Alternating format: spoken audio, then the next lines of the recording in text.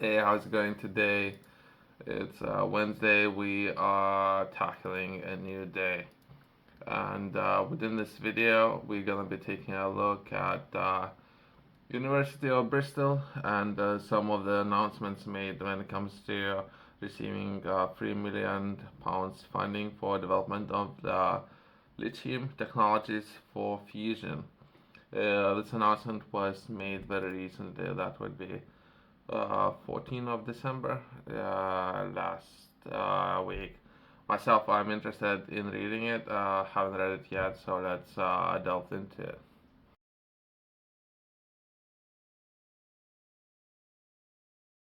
What is my mindset coming into it? When I'm thinking about lithium material, I'm thinking perhaps energy storage. And myself, I'm interested to understand a little bit better of what they are referring to, or what they're going to be planning of doing it with it.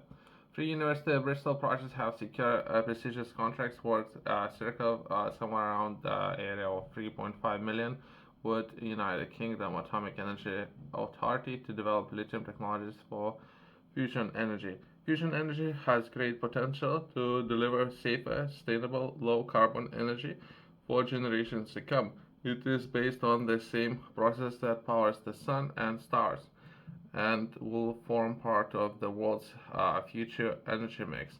Achieving this is a major technical challenge that involves working at the forefront of science, engineering, and technology. The university has been selected its experience as a fuel cycle materials to help investigate certain prospects to lithium, which is essential to fuel fusion enterprises. Okay. Myself, I'm trying to understand. I can think about one project within France that is currently working on very similar technologies, but great that it's the same or similar things happening within the UK. Let's take a look briefly at some of those projects and what they might be looking to accomplish with some of those projects. Central configuration applied to lithium isotope enrichment project. Fusion energy needs isotopically refined lithium as an imported fuel pressure as without it available in relatively large quantities. Fusion power cannot become a global reality. The university proposed by Euraco is proposing to modify and adapt existing centrifuge technology for the purpose of isotoping enrichment of lithium. Okay. The next project would be Libra, lithium breeder advancement throughout material manufacture. Fusion energy needs to be self-sufficient and be able to produce its own tritium fuel to be successful in the future. This will be produced by the neutron radiation of lithium 6 deuterium okay, a state isotope of lithium that upon interaction with the neutron fission into a tritium in the project of University of Bristol proposed to through extreme the feasibility of using a lithium 6. Okay. That's a lot of terminology as a tritium breeding material for nuclear fusion applications. So, okay, we'll look at fuel or perhaps energy sources. And the last one will be a lithium enrichment prototype project, combining technical leadership from the Freezer Nash Consultancy Ltd and the University of Bristol. This initiative aims to unlock innovative plasma-based technologies capable of meeting the enriched lithium needs for UK and international fusion pilot planet generation. UKEA launched the new fusion industry program challenge revealing the potential of lithium in economic, sustainable, and scalable fusion energy fuel cycle in early 2023 and encouraging organizations to develop and evolve prototypes of lithium technology. A total of 4 universities and 1 company has received contracts ranging between 700,000 and over 1.5 million from UK's fusion industry program. The problem that they were looking to tackle that perhaps would be energy source and perhaps energy, with UK being one of the most expensive places to be when it comes to all costs, right, of currently energy costs, right. So perhaps there's 3 projects there, or perhaps there should be more projects. That's why I'm advocating advocating for. So if there's a big problem, perhaps there should be more attention in some of that space. I thought I would take a look at some of the projects. I think I have seen documentary on some of those projects. So I thought it might be a good just to share some of that information with others, people who might be interested about. Since university might be working on some of the potential ways how to solve some of those problems. I thought I might take a look at full supply chain, right? So if you're working on something like fuel, I guess, and what would be some of those use cases of that fuel, that would be perhaps endpoint project, right? But all that information, I don't know if it's accurate, right? So I'll be reading it now. I'll be taking a look at the information on organizations website, but it's saying it's the biggest. I don't know, for example, if it's really the biggest, I will doubt it.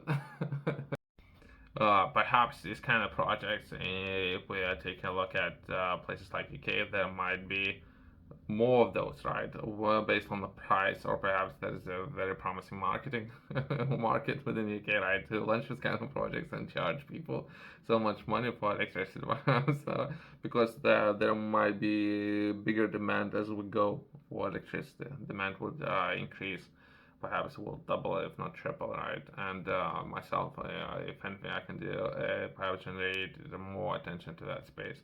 Perhaps entry point to launching such a project might be very hard, right? Weighing 23,000 tons and standing at nearly 30 meters tall, ITER will be an impressive sight to behold. This nuclear fusion reactor will sit at the heart of the 180-acre site, together with the auxiliary housing and equipment. This immense scale of ITER, Latin for the way. Okay. Okay, relax. Will considerably outsize the largest experimental fusion reactor currently in operation. The joint European Taurus jet in the United Kingdom and the European Japanese GT 60SA in Japan. But what is ITER potential and our era of miniaturization or optimization? Why it's necessary to build a research device on such a giga scale? Okay. So we have started perhaps with prototypes, and if they will look into making an impact, we might as well build a bigger one. I guess I don't know. When we take a look at health and safety, right?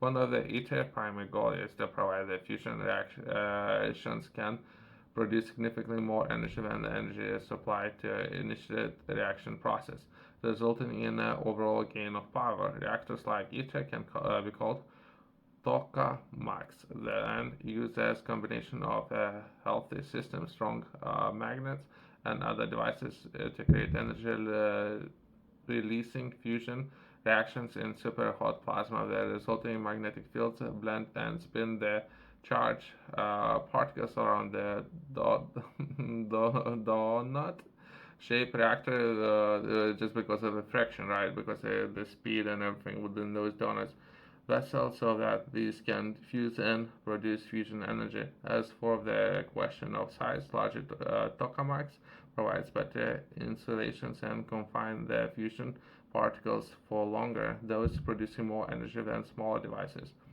Efficiency and operations overall, the bigger, the better operations that might bring, which is kind of interesting. So there's more information there. I don't know.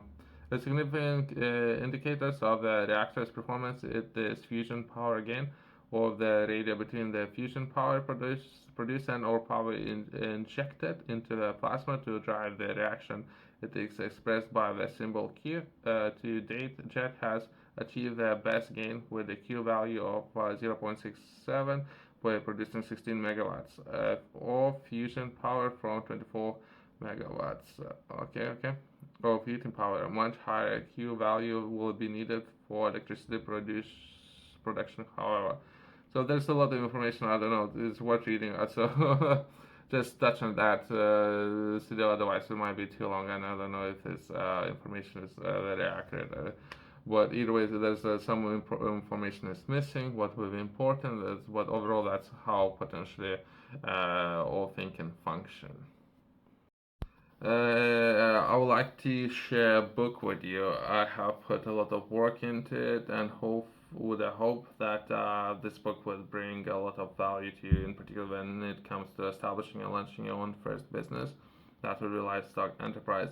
If it's something that you haven't done it, everyone would start at this point and at zero or have set financial goals, right? So it will be at zero. Everyone would start with those goals in mind, how to achieve first. It could be a financial goal that many people might be interested in setting for themselves. First $10,000 euros pounds and how you can achieve it. Within this book, you would find a lot of information as well as a lot of examples of how to achieve it, as well as many people who have done it and have done it successfully. So you can learn perhaps not necessarily costly experience, that would be a lot of time and all resources from other people's experience as well. You can find it in QR code in the corner company's website below.